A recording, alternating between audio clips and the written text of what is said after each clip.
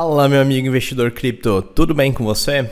Esse vídeo aqui eu tenho uma série de informações ultra relevantes para te passar. Primeiro de tudo, eu quero te apontar quais são os dois eventos mais relevantes dessa semana para a agenda macroeconômica. Também vou entrar em vários detalhes sobre análise gráfica para a gente tentar entender diante dos possíveis cenários para onde que o mercado pode ir caso ele suba e até onde ele pode descer caso ele caia. Eu também quero mostrar aqui para você os 3 motivos pelos quais o Ethereum caiu após o demerge. Se você considera esse conteúdo relevante, não esquece de já deixar o seu like, se inscrever no canal caso você não seja inscrito, para que ele tenha um maior alcance. E se você quiser ter acesso a outros conteúdos mais rápidos, também acesse os links aqui na descrição para que você possa entrar tanto no meu canal do Telegram, quanto também no meu Instagram, que lá de vez em quando eu abro para caixinha de pergunta, beleza? Mas direto ao assunto do vídeo. Aqui a gente está no gráfico de 1 hora do S&P 500. Então a gente observa que os mercados abriram a semana numa forte queda.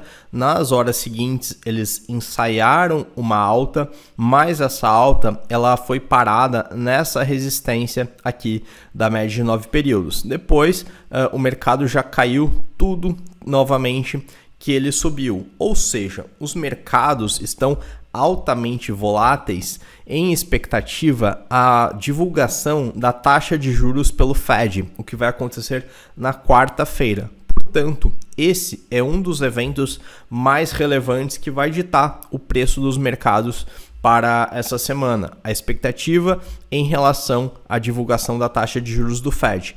Por enquanto, a maior parte do mercado espera que haja um aumento de 75 pontos base, ou seja, 0,75%. A taxa de juros atual do Fed está em 2,5%, maior parte do mercado, 84%, acredita que ela vai passar de 2,5% para 3,25%. Uma pequena parte do mercado acredita que esse aumento vai ser maior, não vai ser de 0,75%, mas de 1%, um aumento mais arrochado.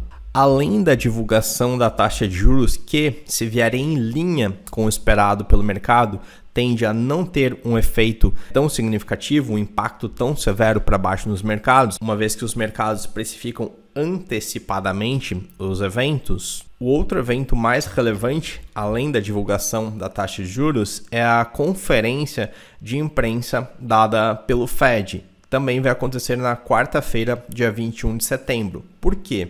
Porque a partir do tom da entrevista, o mercado faz uma leitura das entrelinhas e começa a projetar cenários dali por diante. A gente vai procurar formar uma expectativa em relação à política monetária adotada daqui por diante. O mercado vai estar de olho na leitura macroeconômica feita pelo Fed e a consequente adoção das políticas monetárias adotadas daqui para frente, tá legal? Bom, os mercados, como eu disse, estão altamente voláteis, somado a esse cenário macroeconômico de alta inflação e a necessidade do aumento da taxa de juros, o que prejudica a atividade econômica. A gente também tem um cenário geopolítico conturbado na guerra entre Rússia e Ucrânia, mas bora aqui para o gráfico das criptomoedas e eu quero te mostrar tanto o Bitcoin quanto o Ethereum e eu quero fazer uma análise um pouquinho mais detalhada, tanto do gráfico de Bitcoin quanto de Ethereum, e no final do vídeo eu vou te mostrar uma operação que eu tenho feito para proteger o meu capital nesse cenário, tá legal?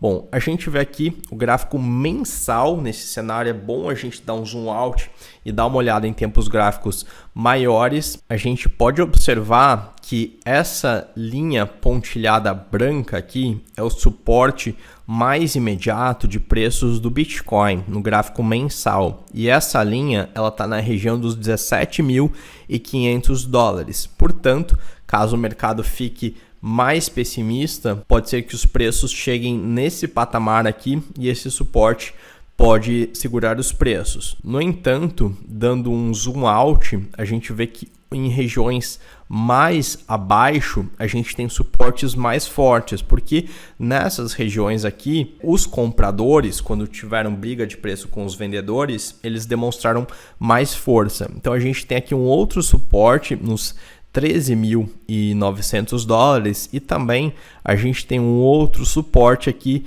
na região dos 16.500. Portanto, suporte mais imediato 17.600, o seguinte 16.500 e mais abaixo 13.600. Mas agora vamos para tempos gráficos menores, vamos para o gráfico diário do Bitcoin. Aqui no dia 19 de agosto a gente teve uma queda forte, um candle de força negativo, e com esse candle houve um cruzamento para baixo da média de 9 em relação à média de 50. A linha azul cruzou para baixo a linha amarela. Via de regra, quando essa configuração ocorre, a gente tem uma queda mais acentuada, que é o que se verificou nos próximos dias, nos dias seguintes. Aqui no dia 9 de setembro, a gente teve um candle forte de reversão, mas ele foi parado nessa resistência aqui formada pela média de 50, então ele não teve força para chegar a reverter essa tendência de queda. Nos dias seguintes, o mercado esboçou alguma força e aqui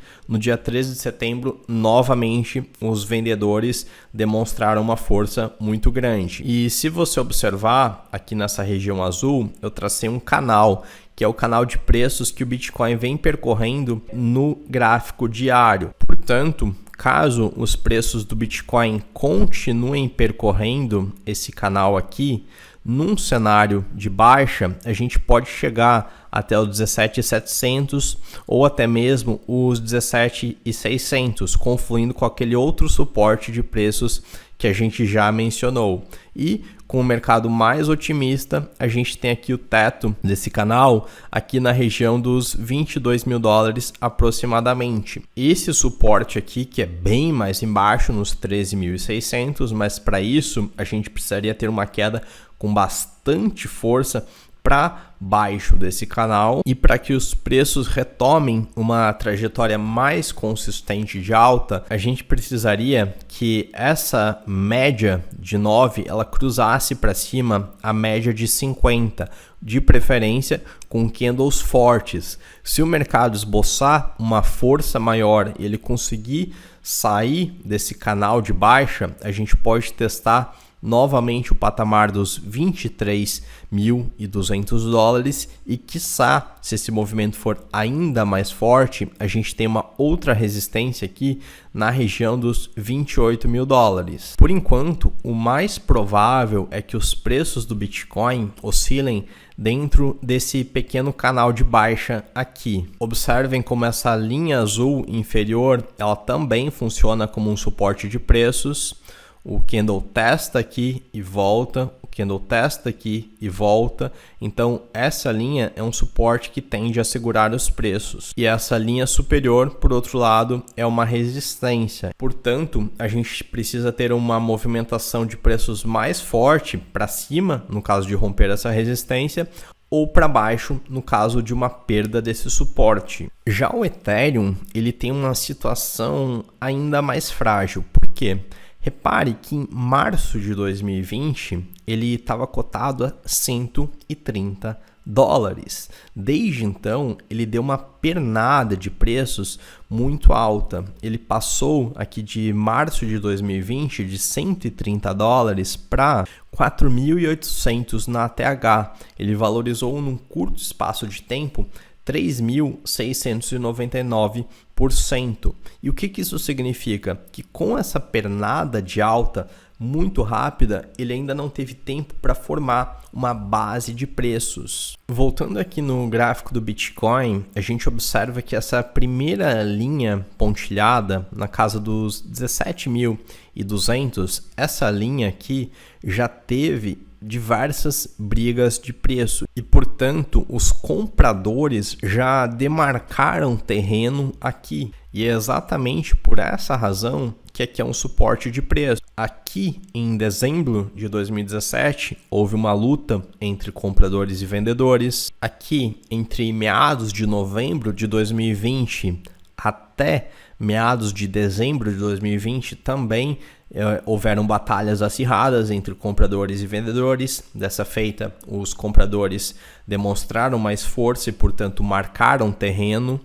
Não por acaso, agora, recentemente, em junho de 2022, quando os vendedores tentaram atacar essa região, ela foi defendida novamente pelos compradores e agora a gente está com essa região novamente ameaçada pelos vendedores, pela força bearish. Já o Ethereum, ele não tem uma formação de base de preços tão forte assim. Aqui na região dos 1000 é até um suporte forte. A gente já teve lutas acirradas em janeiro e fevereiro de 2018. A gente teve também briga de preços aqui em janeiro de 2021, em junho de 2022, em julho de 2022. Portanto, essa linha aqui dos $1.000 é um suporte forte. No entanto, caso o Ethereum perca o suporte dos 1000, o outro suporte mais imediato, ele é lá na casa dos 469. E um outro suporte, esse sim é bastante forte, é aqui na região dos $240. Lembra, até o início de 2020, março de 2020, o Ethereum estava cotado a $100 e poucos. Então, o preço atual, por mais que ele tenha caído bastante desde a ATH, ele desde março de 2020, ele ainda está super valorizado. Dito isso, vamos aqui para o gráfico diário do Ethereum. O Ethereum, assim como o Bitcoin, os preços também estão percorrendo um canal de baixa. E note que essa linha azul inferior, ela é um suporte de preços também, assim como a linha azul superior é uma resistência de preços. Dito isso, o mais provável é que os preços do Ethereum eles continuem oscilando dentro desse canal aqui. E agora eu quero responder uma pergunta. Por que desde o dia 15 de setembro até agora, desde que o demerge ocorreu e ele ocorreu com sucesso, por que o preço do Ethereum ele caiu tanto? Ele caiu 18% desde a ocorrência do demerge. Existem 3 razões para isso. A primeira delas é que o mercado, em grande parte, ele precificou antecipadamente esse evento. A data provável do demerge ela foi divulgada no dia 22/7. Desde então, o Ethereum chegou a valorizar 33%, mesmo nesse cenário macroeconômico conturbado. Então, essa primeira pernada de alta, de valorização de 33%, ela já indica que houve a precificação do merge. E a segunda razão é a alta correlação entre o mercado cripto e os mercados tradicionais. A gente vê que S&P e Nasdaq também estão sofrendo com o cenário macroeconômico. Investimentos em renda variável, de um modo geral, sofrem com esse cenário de alta dos juros. Mas existe um terceiro ponto que é particular em relação ao Ethereum. Do dia 15 de setembro até agora, o Bitcoin ele caiu apenas 5%. Já o Ethereum, do dia 15 até agora, ele caiu 18%. Portanto, a queda do Ethereum foi mais acentuada. Isso se deve, além dos 2 outros fatores que eu mencionei, ao fato de que o Gary Gensler, que é o presidente da SEC, algumas horas depois do merge, ele declarou que, no entendimento dele, muito provavelmente as criptomoedas que se utilizam de Proof of Stake, elas deveriam ser consideradas, ser classificadas como securities. Isso significa que esse tipo de moeda, entre as quais está incluído Ethereum, deveriam estar sujeitas ao mesmo tipo de regulamentação do que ações. Isso gerou um temor adicional do mercado em relação a Ethereum. Mas a verdade é que muito possivelmente a gente só vai ter alguma definição oficial em relação à regulamentação das criptomoedas como um todo, se Ethereum, Solana, entre outras, vão ser enquadradas como securities, muito provavelmente não no curto prazo. Desde a ordem executiva do Biden para que as agências façam estudos a respeito de criptomoedas e como deve ser feita a regulação delas, diversos órgãos estatais emitiram estudos. O equivalente da gente aqui, como Secretaria de Tesouro, CVM, Ministério da Economia, os equivalentes lá nos Estados Unidos, eles estão fazendo uma série de estudos e as noções dos órgãos governamentais sobre o funcionamento das criptomoedas ainda é bastante genérica. Eles ainda não têm uma compreensão mais aprofundada sobre o funcionamento, sobre a natureza das criptomoedas. Portanto, como ainda não se tem uma clareza e nem um consenso acerca das criptomoedas, uma política pública mais definida de regulamentação, ela ainda deve demorar um pouco para ter algum efeito prático. E agora eu quero te mostrar uma moeda que eu estou operando e que está protegendo a minha carteira e até mesmo me dando um pouco de lucro. E antes de partir para ela, só repisar que por enquanto o movimento do preço do Bitcoin ele está oscilando dentro desse canal de baixa. A gente tem os suportes e as resistências que eu já mencionei anteriormente, para você ficar de olho caso haja um rompimento desse canal. A mesma coisa vale para Ethereum e é bom lembrar que tudo que eu mencionei aqui do gráfico se refere ao curto prazo. Se a gente pegar tempos gráficos maiores, como o mensal e o semanal, a gente vê que a tendência de longo prazo, tanto para Ethereum quanto para Bitcoin, ainda são de altas. Portanto, se você tem uma carteira para longo prazo, não tem maiores problemas, não tem maiores preocupações em relação a esses ativos, uma vez que os fundamentos deles, eles não foram alterados. O Ethereum, ele teve um significativo choque de oferta desde o demerge. A redução da emissão de Ethers desde o demerge, ela foi da ordem de 97%. O mercado ainda não precificou esse choque de oferta, justamente porque o que está influenciando nos preços do mercado agora no curto prazo é o noticiário econômico em relação à taxa de juros principalmente, tá legal? Bom, mas nesse cenário de queda você pode simplesmente ficar com o braço cruzado sem fazer nada, deixando a sua carteira baixar na expectativa de que ela valorize para o curto prazo, ou você pode ter um tipo de gestão um pouco mais ativa. Eu costumo, nesses momentos de queda, shortar moedas que eu acredito que vão cair bastante. Eu costumo shortar, por exemplo, Litecoin, GMT e agora recentemente eu passei a shortar também Ravencoin. Por quê? Veja que Ravencoin ela teve uma pernada nos últimos dias de alta muito grande, 145%.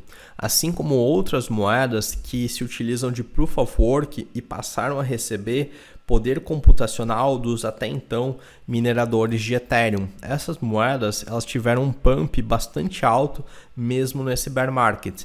No entanto, como essa razão para esse pump ela não foi uma razão fundamental que assegure esse crescimento sustentável, era de se esperar que seguido a esse pump viesse um dump, tá? E como esse movimento era esperado, a partir desse candle forte de baixa, a gente teve a indicação de que aqui haveria uma reversão de tendência. Esse candle seguinte, ele deu uma confirmação para essa tendência de baixa. E eu avisei no grupo do Telegram dos membros da comunidade Investidor Cripto que eu iria shortar Ravencoin a partir desse momento aqui. Não aqui nessa região, porque retroativamente fica muito claro que a gente teve uma queda aqui, mas enquanto ela estava ocorrendo, não era tão clara. Portanto, eu apenas considerei a confirmação através desse outro candle aqui, e desde que ele começou a cair, a gente teve uma queda de 23%. Eu fiz esse short com uma parte pequena do meu capital, mas essa pequena parte eu operei vendido e alavancado. Portanto, essa única operação me deu um lucro que acabou balanceando as perdas dos últimos dias, tá legal? E essa é uma das operações que eu mostrei, tô fazendo isso aqui nesse exato momento no grupo do Telegram dos membros da comunidade Investidor Cripto. Eu vou fazer um vídeo, eu vou soltar provavelmente Essa semana ele já está gravado mostrando em mais detalhes como que você faz operações de futuros, seja operando comprado ou mesmo operando vendido, como nesse exemplo que eu citei. E vou te mostrar também alguns cenários com algumas estratégias de investimento que você pode aproveitar esse tipo de conhecimento, tá legal? Se você não quiser perder esse vídeo, ele está bem completo, não deixa de ativar o sininho aqui do canal para que você seja notificado quando ele for publicado. Aqui você está vendo que Ravencoin ela teve uma interrupção nesse movimento de queda exatamente aqui nesse suporte formado pela média de 50. E como eu já antevia que ele iria parar aqui, eu já fiz a realização de lucros. No entanto, aqui um pouco abaixo dessa média de 50, na região dos 0,03915, caso o movimento de queda continue, é bem provável que esse movimento de queda seja ainda maior, ok? Que ele procure devolver praticamente toda essa pernada de alta que ele teve anteriormente, ok? Então aqui fica mais uma dica para você ficar de olho. Então a partir desse momento aqui, muito possivelmente eu vou fazer um novo short para me proteger de uma eventual queda dos mercados. Lembrando que eu não estou recomendando que você faça o mesmo. Eu não sei o seu nível de conhecimento, não sei o seu perfil de investidor, não sei o capital que você tem alocado para esse tipo de operação. Eu estou compartilhando a minha leitura do mercado e aquilo que eu entendo que seja adequado para o meu perfil de investidor, tá certo? Mas esse vídeo já ficou com bastante informação, então eu encerro por aqui. Não saia antes de deixar o seu like e se você gostou do conteúdo, deixa eu saber me deixando o seu feedback aqui nos comentários. Por hoje é isso, grande abraço e até mais!